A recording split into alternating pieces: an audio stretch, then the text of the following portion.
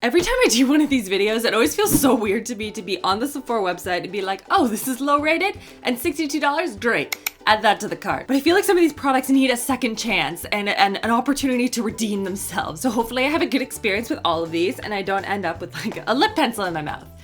See the last one for details. Hello everyone, I'm here today to share with you guys a full face of makeup, testing out some products that aren't rated the best on the Sephora website. And you will note the title change because YouTube does not like the word worst and will flag my video. And I feel like this is a chance for me to like actually test these all out and see if they're worth a rating, if they deserve a better rating, or they really are this pile of crap.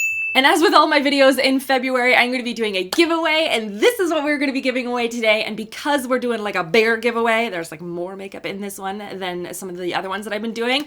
I wanted to do something a little bit different than just asking you guys a question. So number one, you need to be subscribed to this channel. And number two, because I was sort of clearing up my makeup vanity space a little bit, see the vlog from, I think it was last Saturday for more details on the anxiety that causes me. So in the process of doing that, it kind of got me thinking like, where do you guys do your makeup? How do you organize it? Do you have it in a makeup bag on the floor in front of a mirror? Do you have it like in your bathroom? Do you have a desk for it? Like, what do you guys do? So this time around, I want you to send me a picture with this hashtag right here. And it could be on Instagram, it could be on Twitter, Facebook, whatever you have, and be subscribed to this channel. And that's all you need to do to enter this particular giveaway.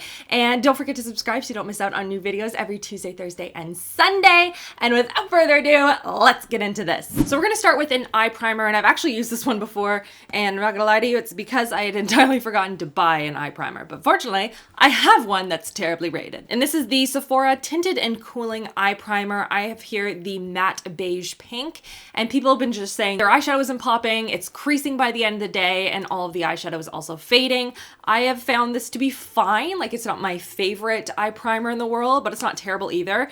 And it is both tinted and also cooling. I wasn't sure about the whole like cooling aspect of it, but like, dang. Like, this does feel really nice in the summertime. Next up is an eyeshadow palette. This comes from IT Cosmetics. This is their Naturally Pretty Essentials Matte Luxe Transforming Eyeshadows. And what these are supposed to do is start out matte and then transform to more of a satiny finish. Like, I don't know why you would buy a matte palette and be like, I hope this turns into something more sparkly. But in any case, people have been saying that the formula is just very dry. There's no pigmentation. The packaging though is super cute. It's got this whole like rose gold thing, very like cushy. So these are the shades right here. And just in first glance, like all of these shades look very similar. Like, there's no change in depth at all, just the undertone slightly different. So it's just like a bunch of really light shadows and then two really dark ones. There's no mid-tone, no transition at all. And wait, hold on. It says to transform any of the matte shades into a radiant satin shade, first dip it into the matte shade and then dip it into the shimmer shade and then apply it to your eye. You want something to be matte on the brow bone, but you want that same shade on your lid.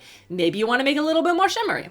I don't know, the option's there. So that right there at the top is the shimmery shade, and then the two matte shades below it. I don't think I'm going to be able to tell a huge difference once I apply it to my face between the really matte and a satin matte, but whatever. We'll try it. So we're gonna start with the shade Passion, this shade right here, and I'm going to keep it matte and just apply it to the crease. I'm gonna try Dream and try and put that on top and just see if that does anything. I don't think it's that the eyeshadows aren't pigmented. I think that the shades are just too light. They need to have some medium tones in here. Otherwise, it's not a very usable palette for people. It doesn't look like I applied anything to my eyes yet. I'm gonna use Intrigue, and I'm going to apply that sort of to the outer corner. That shade is very, very pretty. It's just, there's no mid-tone. I think that's the only thing that I have an issue with so far from this palette. Is it's just really light and really dark. There's no in between. Let's see how well this dark shade sort of blends out. I feel like I just dusted off a whole bunch of pigment. Is that just me? All right, this may be a little bit more difficult than I thought to blend. All right, so that is the look that I came up with. I'm gonna be honest, I used that shimmery shade mixed in with the matte shade on my lid. I didn't notice a huge difference. It's just not shimmery enough to balance out the matte to notice a difference on my eyes. And moving on to the next one, this is a liner from Sephora as I take it out of its package. This is the Sephora Stylographic Dramatic Line Full Intense Felt Liner, and it is waterproof. And people are saying that it swatched really well in the store, but once you put it on your eye, one person described it as dragging a wet twig across your lid. So this makes me very excited to put this near my eyeball. You can see that it's kind of shaped like a flame, so they're saying use the very tip of it and use that against the lash line and then the thicker edge to create more of a dramatic cat eye effect. Yeah, there's definitely not a lot of product in this, and it's almost like gray, not super black. It's like using an almost dried up marker on your lids. And I can't get enough pigmentation, and I'm not even done one eye yet. Come on, liner, you're almost there. You can do it. Oh, do you see that?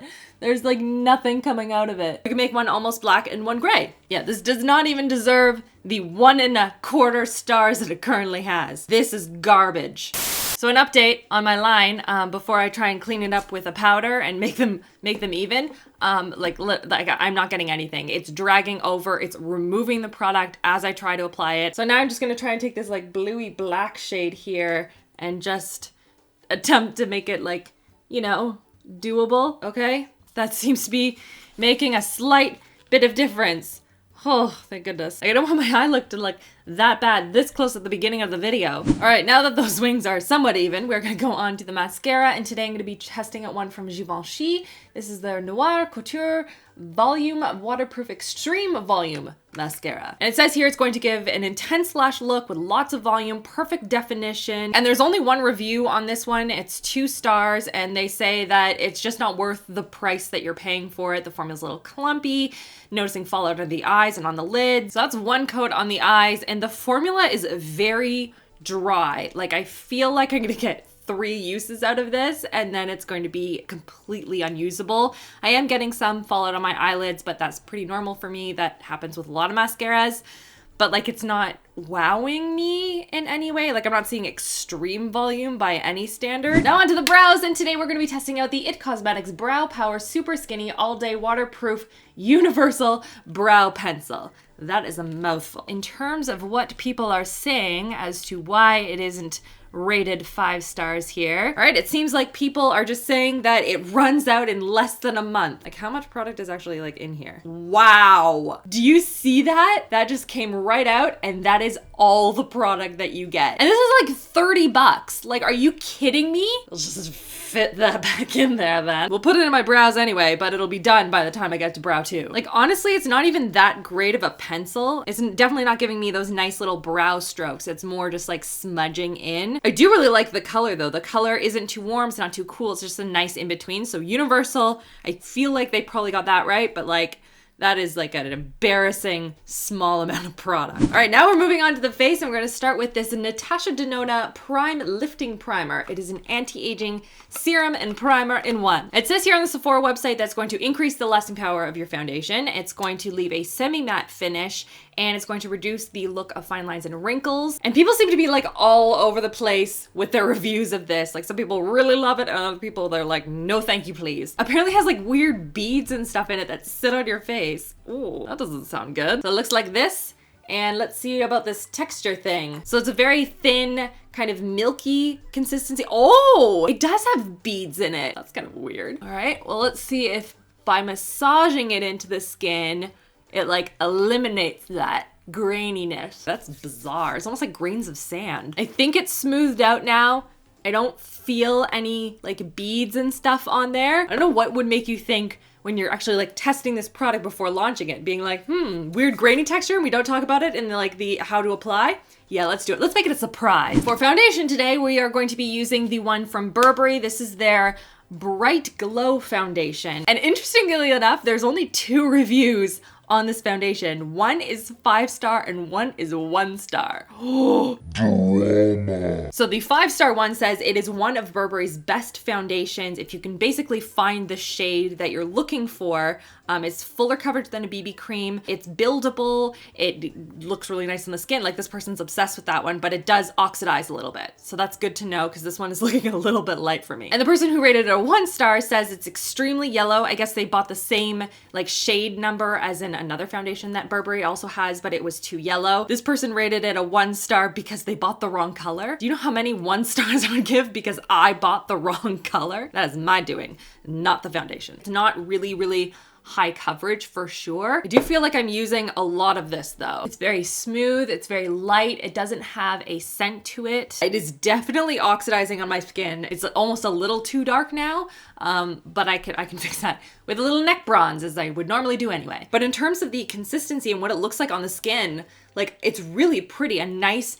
medium coverage. You can still see your skin through it. It's not going to cover everything, but it makes everything look even. Now onto concealer, and I'm going to be using the Milk Makeup Concealer. It is rated a 3.5-star. It was the lowest rated one of ones I haven't actually tried myself. It has proprietary milk melt technology. That sounds disgusting. Basically, it has a bunch of ingredients in it that are going to promote brightness under the eyes, depuff and smooth the look of skin, provides medium coverage. It seems people feel like it's a little bit thick of a consistency. And then one person says it's very dry and it pills under the eyes. The color seems to be like a good match for my under eye area. It's definitely not full coverage. I feel like on days where I am experiencing a lot of dark under eye circles, it's not going to cover that very well, but it seems to be doing like a pretty good job right now. It does feel heavier though. I feel like once I set this, it's going to look very thick under my eye area, but we'll see. Next up, we're actually gonna go in with a blush, and this is sort of like a shimmery blush stick. This is by Bite Beauty, and it's their Prismatic Multi-Stick, and it's one of the few products that I haven't tested yet that wasn't really well rated. And it seems based on the reviews that people, when they apply it to the eyes, it has too much slip to it, and it just ends up creasing really easily. But I don't see a lot of like negative reviews for applying it to the face. So the color I have is Pink Pearl, so we're gonna be using that one today. I'm just gonna draw it on. Ooh, that is a nice sheen. It's definitely not very like blushy though. It definitely has a lot of slip, which is great for blending it out. I don't know how well this is going to dry and what this is going to look like once I set my face, but the color is really pretty. More, I would say I would use this as a highlight than an actual blush, but you know what? It's about experimenting. So now we're gonna go on to a stick highlight. This is the new Disco Stick. This is the holographic one from Urban Decay. And it says here it's gonna create an iridescent multi-dimensional sheen that looks amazing on all skin tones for an intensely holographic highlight.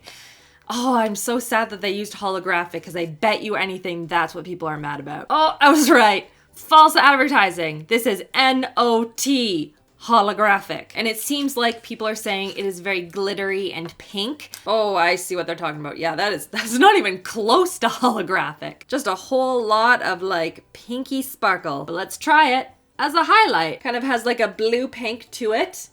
Streaked on the face there. Once we blend it out, yep, that's pretty sparkly. Also, just a heads up, it is peeling off some of my foundation, so that's good. By the way, do you love how I was like, oh, everyone's so obsessed about it not being holographic? And then I immediately go in and be like, oh, this is just glitter. So now moving on to a powder. This is the Sephora Beauty Amplifier Smoothing Translucent Setting Powder. And this is supposed to be an ultra-fine, colorless powder that mattifies the skin, smooths it out, and just reduces the appearance of pores and fine lines. And the reviews are saying that it has a strong chemical smell, a lot of flashback in photos, and it doesn't mattify at all.